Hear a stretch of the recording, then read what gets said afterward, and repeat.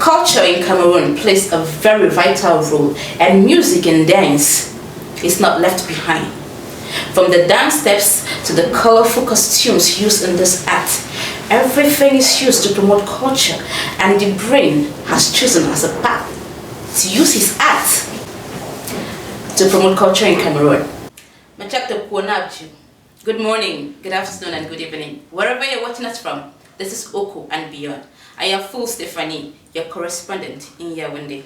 And today with us, as I earlier announced, we have a great personality. He goes by the name Debre.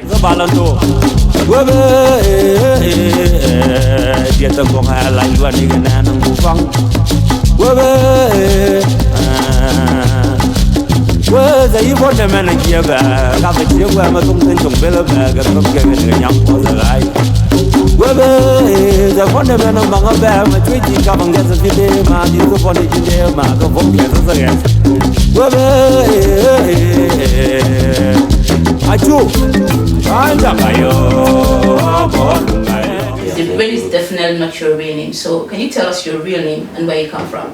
Well, I go by the name Njang, artistically Debre. You just told us your name, but we'd like to know where you're from. Where do you come from? Very important identity, yeah. I hail from Oku, the northwest region of Cameroon, Boy Division, from that famous quarter, Njang. If you know Njang, then you should know Oku. Right. Identity revealed, you might tell us when and what inspired you to go into music. Alright, when I was very little, think about primary 4, I used to follow my elder brother. You know, we go to play gala nights in the village. I mean, I fall in love with music because I was always in the music environment. And before primary 6, I was already writing songs. I think the first song I wrote was about corruption when I was in primary 6.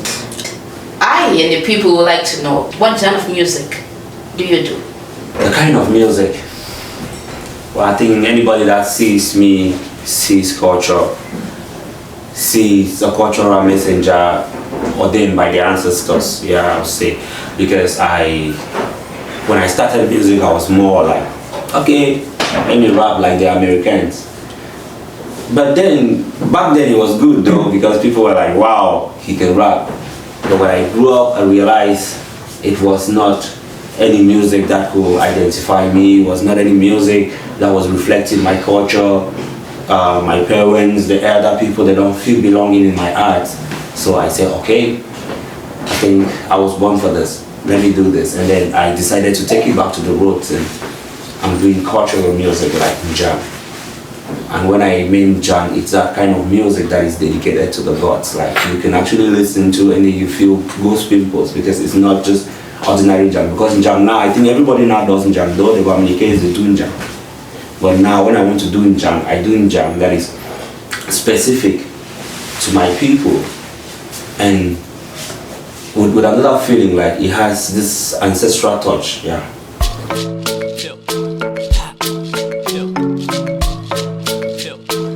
Song and then Njang, the number bay we all win a quo, wherever may. Song and then Njang, the number bay we all win a quo, wherever may. Well, listen, Sandy York, then Njang, the Francis Dom, we all win a quo, wherever may. Sandy York, then Njang, the Francis Dom, we all win a quo, wherever may. Well, listen. Well, we hear of Afrobeat and all the rest, but Afro Njang, it's unique. It sounds new. So, what inspired you to go for Afro Njang? Well, you know, when I started music way back then, it was like when you can rap, like people, you were like, wow, like people adore you. You begin to feel you're up to something. But when I realized that, I mean, who are you going to rap better than? Like, do you want to rap better than the Americans? Or, you know, I realized that it's better to go back to the roots. And that's when I started this album that I called it Ancestral Rap. Yeah, it was actually a combination of rap and tradition, like actually rap on traditional beats, because I think the people need to feel belonging in your art if you really want them to follow your art. So I think Njang, it's a music that it's unique. Yeah, Njang, it's unique, and then when you're doing something that is out of the regular, first thing is you feel confident about yourself, and no matter how hard it is, you're not going to give up anytime soon because you feel you're special, you feel unique. But when you go to the crowd, like, okay, let my people go, everybody's doing the same thing, the moment it's not giving, you feel like you're wasting your time. So Njang, it's actually the music that I want to dedicate back to my community. Like, I want them to feel belonging and feel like, okay, wow. You know, because I think instead of trying to like stay and be proud of where I come from, I also want them to be proud of me, you know. Wani la ne fanku wendo yenjum Kase fili bambo bagle la keyen Wanem pongbo te jim Wegen lu neiting wendo yenjum Fei sun to henge nyam Wei boom bim Kanu wala wali boom Wandu ko nyamba Wafegu sun to henge nyam. Anybody that listens to his songs, you feel that sense of belonging. You feel like you're back home, because anyways, there's nowhere better than home. If you're still watching us, this is still Oku and Beyond, and we're still here with the great Debray. Okay, so far so good. How many songs have you been able to record? The sounds are just, I cannot count. Yeah, a number of them, some of them are just in the cupboard. Because each time, you know, when you're doing something and then you do this one today and then tomorrow you just feel like, yeah, I can do it better, like this one should wait first. So you keep accumulating a lot of songs, and there are so many songs that are still in the studio, some that are out, and you know, there are so many songs. Oh, well, they say any road to success always has obstacle. What challenges have you faced so far? Well, the difficulties in the music industry in Cambodia are numerous. Like, if you want to start counting, you never get done with it because it's much. But then, you need to know how to bridge the gap. So one thing that artists really feel like, okay, giving up is because they concentrate on the show part and then they forget about the business part of it. It's showbiz, so you need to be an entrepreneur, then you will make it. But then, like I said, the difficulties are just so many that you cannot count them. Well, even if the difficulties are many, they're definitely minor and major ones. So can you just list a few major difficulties you personally have faced? Yeah, like I think when I started music, the first difficulty is financial difficulty. Yeah, that's one thing, because you need finances to go to the studio to be able to cook up a track and all of that. So when I started, it was horrible. Like, sometimes I need to trek from Oku to Congo just to record a song. It was way stressful. And then at one point I was like, okay, this thing, I need to think of another option. And that's where I started looking at, okay, if I can put my own recording studio in place, it's going to help bridge that gap of me always because sometimes you have an inspiration and then the next thing that comes to your mind is like, how am I going to realize this? Like, the spirit dies down, so. But when you have an inspiration and you know, okay, for sure I can just call up my sound engineer and we run it, then you're good to go.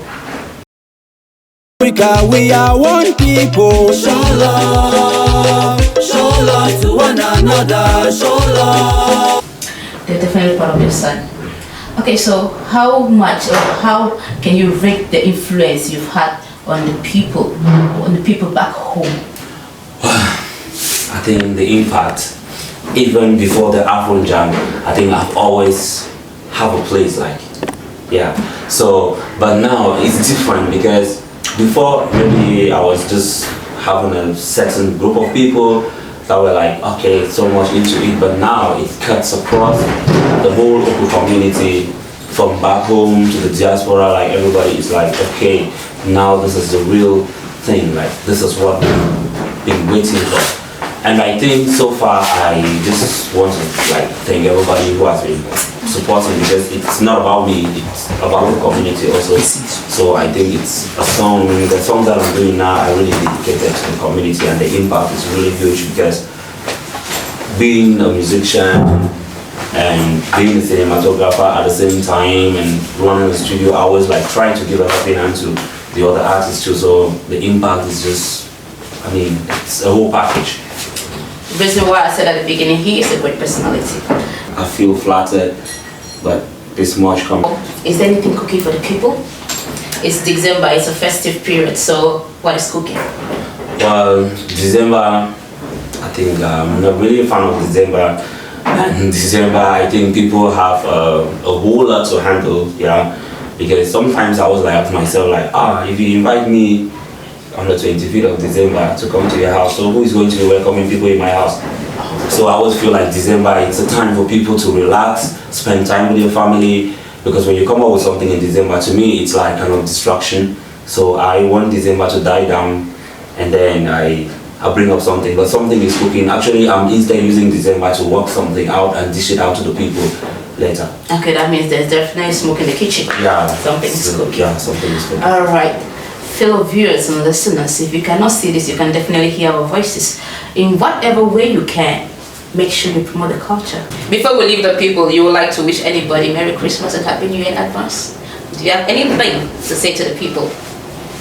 Yeah, everybody, like my arts, everything I dedicate to the people of Oku, people of Northwest region. Right, is there any specific advice or message you would like to pass across to those who wish to do music, specifically the Afro Njang? Well, yeah, it's obviously an advice, but I want to say that as a musician first, you need to do the kind of music that reflects where you're coming from, the kind of music that your people will feel belonging. Now, secondly, you need to be an entrepreneur, because if you think music is the last thing, like one of the last things that you will do and then survive, like it's the cheapest thing that you will do, then you get it wrong and you are going to feel frustrated. So choose the kind of music that you will feel unique in it, you feel special, and no matter how hard it is, you're not going to give up because you feel special, like, okay, no matter what it is, I'm going to make it. But when you join the crowd and it's making it big, you're not seeing any hope, you'll get frustrated. I think as an artist, to bridge that gap of finances and always like, okay, how am I going to do this? I think we need to be focused on entrepreneurship, like the entrepreneurial part of the music, because it is called showbiz, which means it's the show and the business. So, but when you just feel like, okay, let me just get into music and be famous, you're going to get frustrated, and then you're going to feel like it's not working, but you need to look at the business part of it. So I think they need to work, and then yeah, one thing, it's work. The artists, they have to work. Write good songs. I know some of the songs they get bad in the studio though because of mechanical conveniences of the sound engineers and all of that. But as an artist, you need to know what you want, like be unique, know what you want. The DJ will definitely give you the best. Big shout out to Imetia Empire, Boy Sticks. You know, he's the man behind the magic that you hear, the rhythm is just so cute. So I think he make a good engineer for everybody. He's global, not only in Njang though, he does everything, so Sticks. I hope you enjoyed us. We've come to the end of the show, but before you go, do not forget to like, comment, share, and subscribe.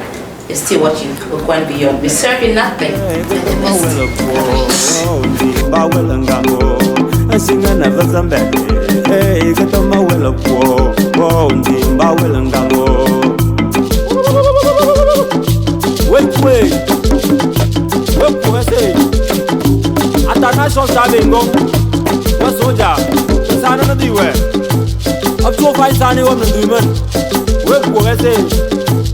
the lemba tamajo ichomangana kama choko diwe chung changa wa wenju kum no never do won't